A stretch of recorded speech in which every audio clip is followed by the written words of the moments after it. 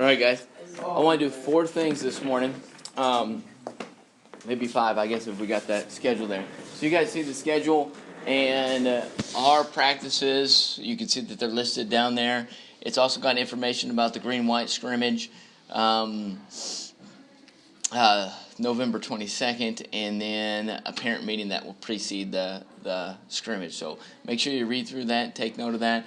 All the schedule for the freshman practices, so I updated it on our schedule. You remember I told you not to print it off, right? So everything here for this first week is the same thing there. Everybody got it? Or it should be the same thing there. And I'll double check to make sure that everything is later this morning, but you can still use this here. Sound good? All right. Now, there may be some changes. Coach Bachman has allowed you guys to, if you're playing football still, that you can practice with us, and then you still go with the football team. And if the football team wins this weekend, you guys can still play or practice with us. But some of these other things may change, like the scrimmage, the green-white scrimmage. The practice, what we have scheduled and stuff will stay the same, but the green-white scrimmage may change. Sound good? Good. All right, so I want to make sure everybody's up to date with that. I added one more thing. You guys did the pre-test, right? Low scores, which means that we've got a lot of room for growth, right? I added one more that I want you to do. It's a rules quiz, right? So you got 20 questions here on basketball rules. Sound good? Don't cheat. Well, you can't cheat. You can't open up another window when you're doing it, okay? But you need to communicate to me how much you know about the game of basketball already. Sound good? About some of the rules there, okay? So you need to complete that. Try to get it done by the end of the day tomorrow. Sound good? If you can. 20 questions. It shouldn't take you too long to get through there, okay? I want to go through the balance ball stuff. So I think on here, so you can see Connor down here. He's good at the balance ball. But I want to share with you and go through exactly how balance ball and juggling.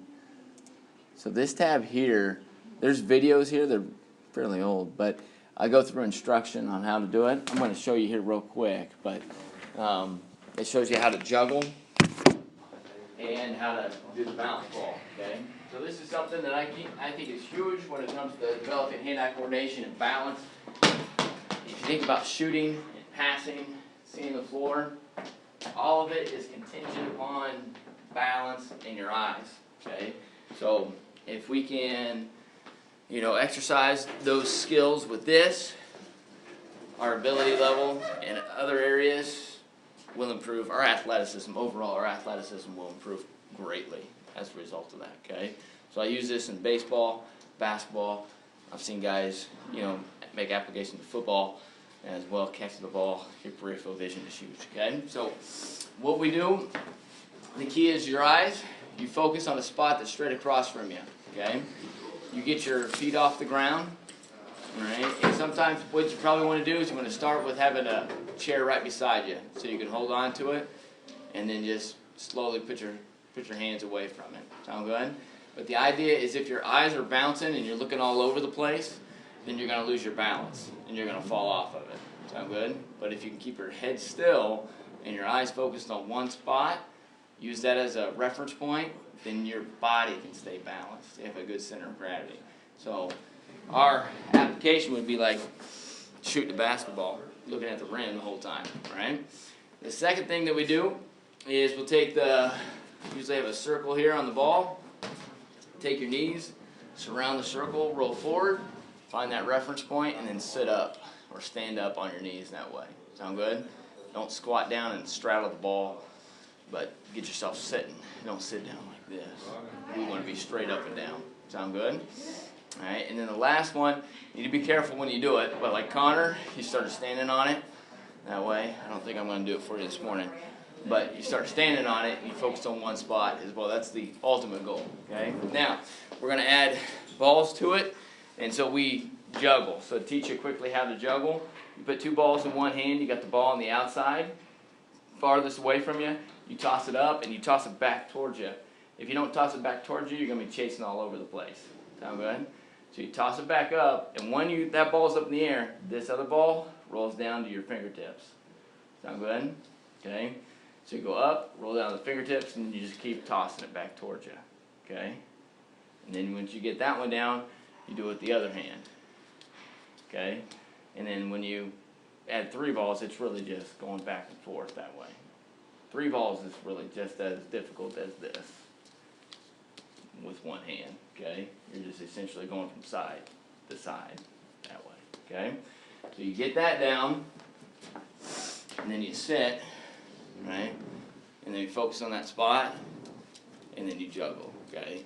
And then ideally, what happens, you focus on that spot, I have to look at the balls. I don't have to look at them, right? I can use my peripheral vision. And what happens when you have peripheral vision? Then you can see the whole floor. You can see the defenders, right? You can see the open guy that's underneath the basket that we need to get the basketball to for a bucket that way. Sound good? So it makes us much better basketball players by doing this. So start working on that. We've had different types of challenges in the past with basketball. I said that you got till Christmas to get it done. If you can't do it by Christmas, then there's punishment thereafter. We'll run sprints. Baseball, we did the opposite. We did competitions. We did you know how you have NCAA tournament? So we ranked everybody and we had a bracket, and then we went after it and we had a champion that way. So I like that idea as well. So we'll work on that. Sound good? So start working on that. Bounce balls, I think we got some out in the weight room that you can do that out in class there. You can fiddle around there. You can come in here before school if you want to use these 2 bounce balls that I have in here. I imagine most of you probably have some bounce balls at home. They cost $10. You can get yourself one real quick that way, okay? All right, so that's one thing. Another thing, the rules. Or not the rules, but the keys. I want to go through them real quick. You guys know that they're here, right? The scouting report keys. A lot of your pre-test questions were based off of this stuff, okay? We have one mental key. I added this last night.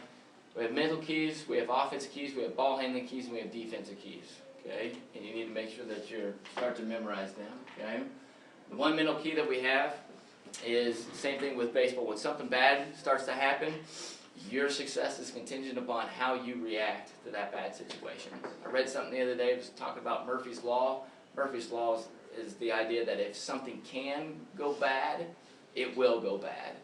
And there's this idea out there now that says you need to hunt out Murphy, right, and anticipate that Murphy's going to show up. He's a jerk, and when he does show up, you need to attack him and you need to defeat him. Sound good?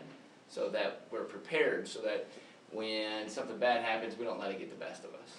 I like that idea a lot, so we may start talking about that quite a bit, okay? So with defense, I'm just going to quickly go through them real quick, and then you can go back and you can look at the notes underneath it. But we need to talk. Talking is huge. We need to have active feet. That guy didn't have active feet. Right? He's all emotion. Get blown by. Defense, we need to know where the basketball is at all times. Keep your head on a swivel. Bounce ball helps out with that. We need to gauge on the rebounding. We talk about hedging. That's one key that we do quite often. Morning, guys. Morning. We try to put ball pressure, and I'll explain exactly what is hedging and what that looks like. We do that a lot with our shell drill stuff. Moving to the offensive keys, we always want to be in a triple threat position where we can shoot the basketball, pass the basketball, or dribble, or attack, and not dribble without a purpose, but attack. Offensively, we want to pass the basketball. Our goal is to pass the ball 300 times in a ball game. We try to keep track of that over the course of the season. Usually, the first game we play, we get like 175, right? But by the end of the season, we get 300 consistent. We usually do, right? And it's a matter of trying to get to this idea of the Spurs have this idea where you can only have the ball in your possession for half a second, right? Half a second, move the ball. Half a second, move the ball. We don't want the opposite. We talk a lot about ball stoppers. We don't want the ball to touch your hand and then stop moving. We don't like ball stoppers, or I don't like ball stoppers, right? I want the ball to move. Offense, we talk about effective screens, footwork.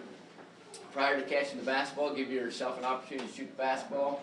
post moves. I know that we don't have a ton of posts in here, but I wasn't a post player myself. You know, I'm a short guard, but I love the post, right? And I think that even the smallest guys can post if you know what you're doing. So we're going to try to teach everybody how to post. You can create an advantage. We get guard on guard in a post area. We can exploit that if you know what you're doing. Sound good? Ball handling, I'm big on learning how to dribble with the left hand. For those of you guys that are right-handed, I think we're all right-handed except for Justice. Casey, you left-handed? No. Nope? Okay.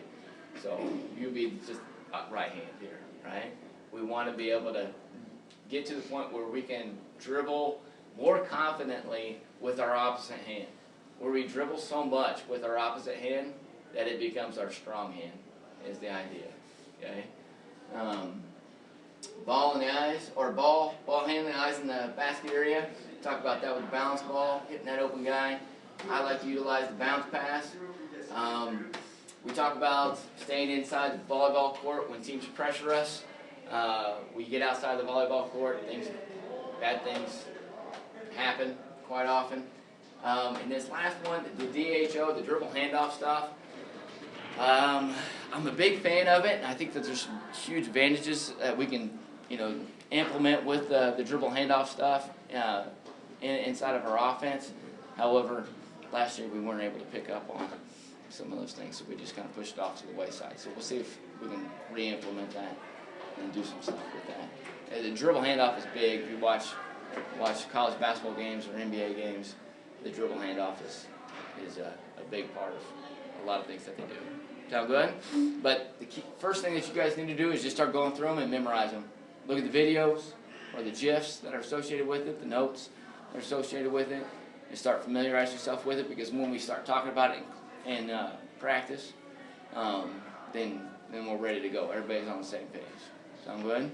So here's that. Last thing before I let you go. I read something else. I was reading this book the other day, and it's about teams and creating a good cohesiveness and making us better people overall.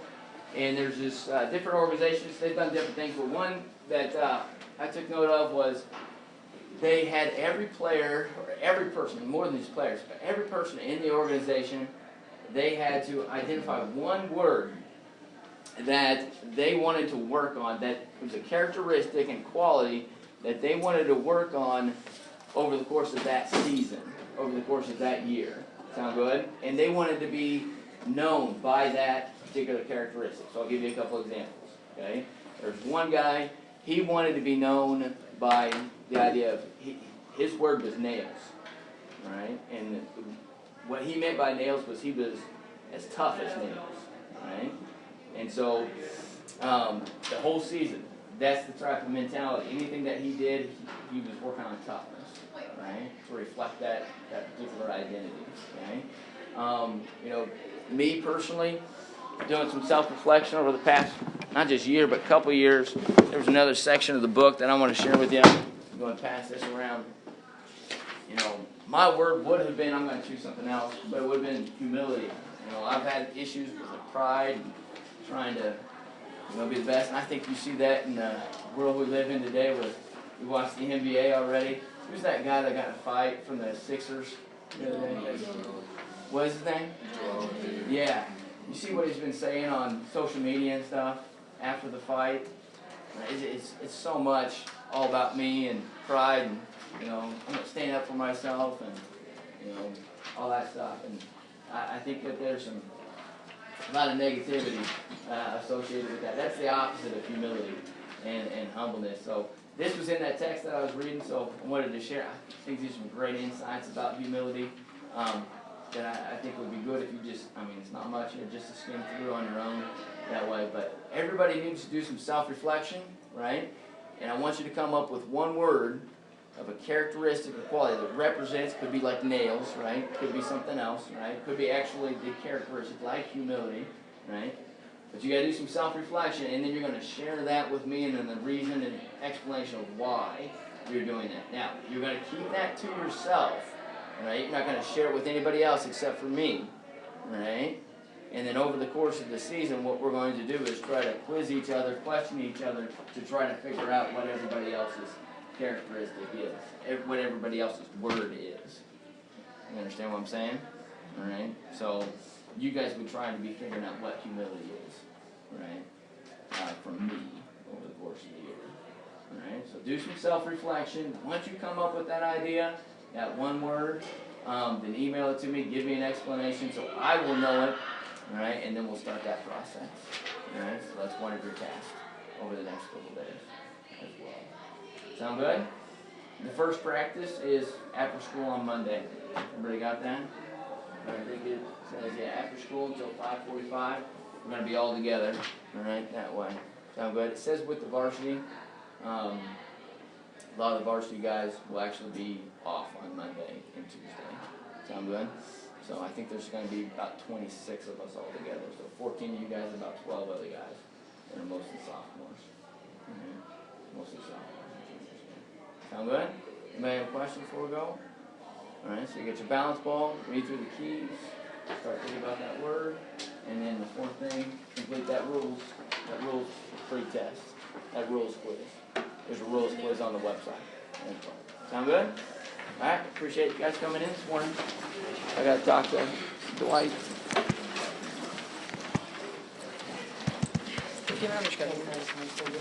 Yeah, you want this? Yeah. Thank you.